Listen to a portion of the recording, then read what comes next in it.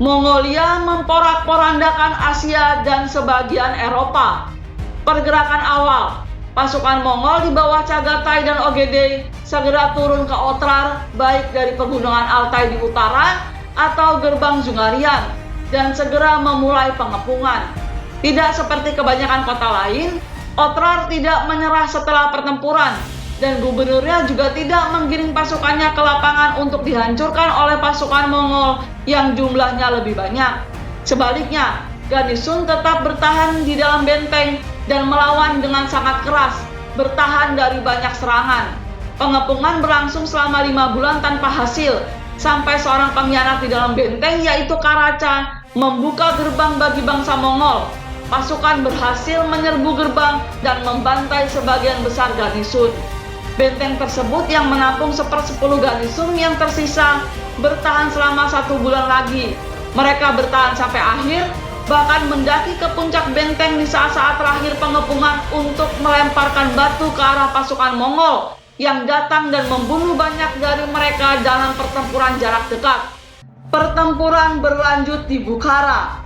Pada titik ini, tentara Mongol dibagi menjadi 5 kelompok yang terpisah jauh di ujung berlawanan dari kekaisaran musuh.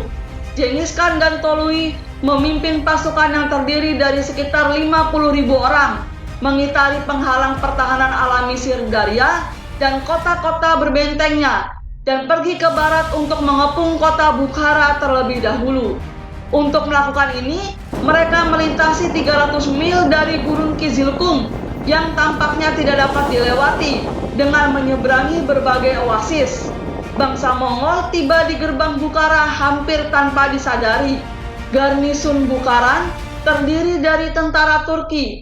Rashid al-Din dan Ibnu al-Athir menyatakan bahwa kota ini memiliki 20.000 pasukan, meskipun Karl Sverdrup berpendapat bahwa kota tersebut hanya memiliki 1/10 dari jumlah tersebut. Kekuatan terobosan dimusnahkan dalam pertempuran terbuka. Bangsa Mongol sangat menghargai keterampilan pengrajin.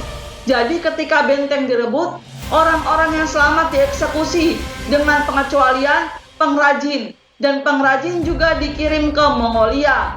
Para pemuda yang tidak berperang direkrut menjadi tentara Mongolia, dan penduduk lainnya dikirim ke perbudakan. Saat tentara Mongol menjarah kota, kebakaran terjadi, meratakan sebagian besar kota hingga rata dengan tanah. Setelah jatuhnya Bukhara, Genghis Khan menuju ke ibu kota Khwarezmian, Samarkand, dan tiba pada Maret tahun 1220. Selama periode ini, bangsa Mongol juga mengobarkan perang psikologis yang efektif dan menyebabkan perpecahan di dalam musuh mereka. Mata-mata Khan memberitahu mereka tentang pertempuran sengit antara Shah dan ibunya, yaitu Terken atau Turkon Hatun, yang memimpin kesetiaan beberapa komandan paling senior dan divisi kavaleri elit Turki. Sementara itu, dia mengatur agar para pembelot membawa surat yang menyatakan Turkon Hatun dan beberapa jenderalnya telah bersekutu dengan bangsa Mongol. Hal ini semakin mengobarkan perpecahan yang ada di Kekaisaran Khwarezm dan mungkin menghalangi para komandan senior untuk menyatukan kekuatan mereka. Genghis Khan kemudian memperburuk kerusakan dengan berulang kali mengeluarkan dekret palsu atas nama Turkon Hatun yang semakin memperkeruh struktur komando Khwarezm yang sudah terpecah. Sebagai hasil dari inisiatif strategi Mongol, manuver cepat dan strategi psikologis, semua jenderal Khwarezm dikalahkan secara bergiliran. Samarkand memiliki benteng yang jauh lebih baik. Saat Genghis Khan memulai pengepungannya, putra-putranya Chagatai dan Ogedei bergabung dengannya setelah menguasai Otrar, dan pasukan gabungan Mongol melancarkan serangan ke kota. Bangsa Mongol menyerang dengan menggunakan tahanan sebagai tameng tubuh. Pada hari ketiga pertempuran, Garnisun Samarkand melancarkan serangan balik. Berpura-pura mundur, Genghis Khan menarik sekitar setengah dari garnisun keluar benteng Samarkand dan membantai mereka dalam pertempuran terbuka. Shah Muhammad, yaitu adalah Raja Khwarezmi, berusaha untuk membebaskan kota itu 2 kali, tetapi berhasil dipukul mundur. Pada hari kelima, semua kecuali segelintir tentara menyerah. Para prajurit yang tersisa, pendukung setia Shah, bertahan di benteng. Setelah benteng tersebut jatuh, Genghis Khan mengingkari syarat penyerahan dan mengeksekusi setiap prajurit yang mengangkat senjata melawannya di Samarkand. Sekitar waktu jatuhnya Samarkand, Genghis Khan menugaskan Subutai dan JB, dua jenderal tertinggi Khan, untuk memburu Shah. Shah telah melarikan diri ke barat bersama beberapa tentaranya yang paling setia dan Pangeran Jalaluddin ke sebuah pulau kecil di Laut Kaspia. Di sanalah pada bulan Desember tahun 1220 Shah meninggal. Sementara itu, kota perdagangan kaya Gurgench masih berada di tangan pasukan Khwarezm. Umar Tegin, salah satu jenderal dari Shah, mendeklarasikan dirinya sebagai Sultan Gurgench. Jochi yang telah melakukan kampanye di utara sejak invasi mendekati kota dari arah itu. Sementara Genghis, Ogedei dan Chagatai menyerang dari selatan. Serangan di Gurgench terbukti menjadi pertempuran tersulit dalam invasi Mongol. Kota ini dibangun di sepanjang sungai Amudarya di daerah Delta Berawa. Tanah lunak tidak cocok untuk perang pengepungan dan ada kekurangan untuk ketapel. Orang-orang Mongol menyerang dengan sangat brutal dan kota itu jatuh setelah para pejuang mempertahankan kota dengan kokoh. Korban Mongolia lebih tinggi dari biasanya karena kesulitan yang tidak biasa dalam menyesuaikan taktik Mongolia dengan pertempuran kota. Penaklukan Gurgench dianggap sebagai salah satu pembantaian paling berdarah dalam sejarah manusia. Kemudian terjadi kehancuran total kota Gurgench di selatan Laut Aral. Setelah penyerahannya, orang-orang Mongol menghancurkan bendungan dan membanjiri kota. Saat bangsa Mongol menerobos masuk ke Urgench, Genghis mengirim putra bungsunya Tolui sebagai pemimpin pasukan ke provinsi Khwarezmit Barat di Khorasan. Wilayah itu jauh dari dapat ditaklukkan. Banyak kota besar tetap bebas dari kekuasaan Mongol. Menyusul desas-desus bahwa putra Shah, yaitu Pangeran Jalaluddin, sedang mengumpulkan pasukan untuk melawan bangsa Mongol. Pasukan Tolui terdiri dari sekitar 50.000 orang yang terdiri dari tentara inti Mongol. Beberapa perkiraan menyebutkan jumlahnya hanya 7.000, ditambah dengan sejumlah besar tentara asing, seperti orang Turki dan orang-orang sebelumnya yang ditaklukkan di Tiongkok dan Mongolia.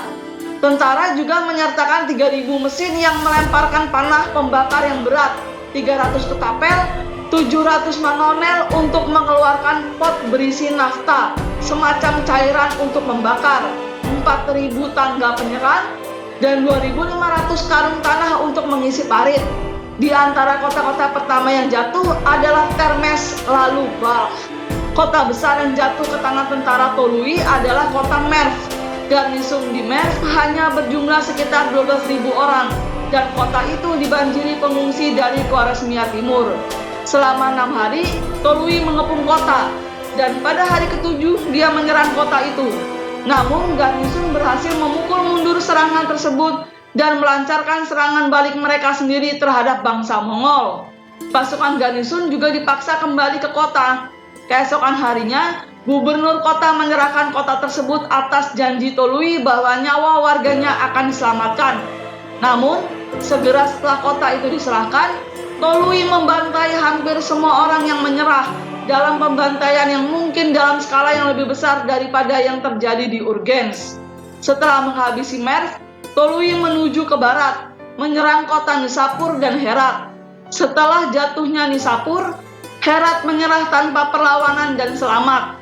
Pada musim semi tahun 1221, Provinsi Khorasan sepenuhnya berada di bawah kekuasaan Mongol. Meninggalkan pasukan Garnison di belakangnya, Tolui kembali ke timur untuk bergabung kembali dengan ayahnya. Setelah kampanye Mongol di Khorasan, pasukan Shah dipatahkan. Pangeran Jalaluddin dari Kesultanan Khwarezm yang mengambil alih kekuasaan setelah kematian ayahnya, memulai mengumpulkan sisa-sisa tentara Khwarezm di selatan di wilayah Afghanistan. Genghis telah mengirimkan pasukan untuk memburu tentara yang berkumpul di bawah Jalaluddin dan kedua belah pihak bertemu pada bulan September tahun 1221 di kota Parwan. Pertempuran itu merupakan kekalahan yang memalukan bagi pasukan Mongol. Karena marah, Genghis Khan sendirian pergi ke selatan dan mengalahkan Jalaluddin di Sungai Indus. Jalaluddin kalah dan melarikan diri ke India. Genghis Khan menghabiskan beberapa waktu di pantai selatan Indus untuk mencari Jalaluddin, namun gagal menemukannya. Han kembali ke utara dan cukup puas menyingkirkan Jalaluddin ke India. Didorong oleh perlawanan keras Jalaluddin melawan bangsa Mongol, kaum Khwarezmian memulai pemberontakan. Kostegin memimpin pemberontakan di Merv dan berhasil merebutnya. Setelah merebut kembali Merv, Kostegin berhasil menyerang Bukhara. Orang-orang di Herat juga memberontak dan menyingkirkan kepemimpinan bawahan Mongol. Sebagai tanggapan, Genghis Khan mengirim pasukan besar Ogedei Khan kembali ke Ghazni. Genghis Khan menunjuk Yelu Ahai untuk memulihkan ketertiban kedaulatan Mongol di Samarkand dan Bukhara. Serangan hebat ke Eropa Bulgaria. Setelah kekalahan kekaisaran Khwarezmian, Genghis Khan mengumpulkan pasukannya di Persia dan Armenia untuk kembali ke stepa Mongolia. Di bawah saran Subutai, pasukan Mongol dipecah menjadi dua kekuatan.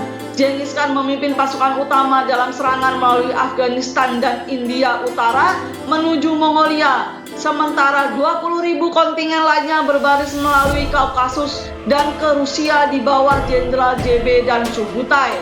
Mereka mendesak hingga ke Armenia dan Azerbaijan. Bangsa Mongol mengalahkan kerajaan Georgia, menjarah benteng perdagangan Genoa Kava di Crimea, dan melewati musim dingin di dekat Laut Hitam. Dalam perjalanan pulang, pasukan Subutai menyerang pasukan sekutu Kuman Kipchak dan 80.000 pasukan Kievan Rus, yang saat ini adalah wilayah Ukraina. Subutai mengirim utusan ke Pangeran Slavia, menyerukan perdamaian terpisah, tetapi utusan itu dieksekusi. Pada pertempuran Sungai Kalka pada tahun 1223, pasukan Subutai mengalahkan Kievan yang lebih besar.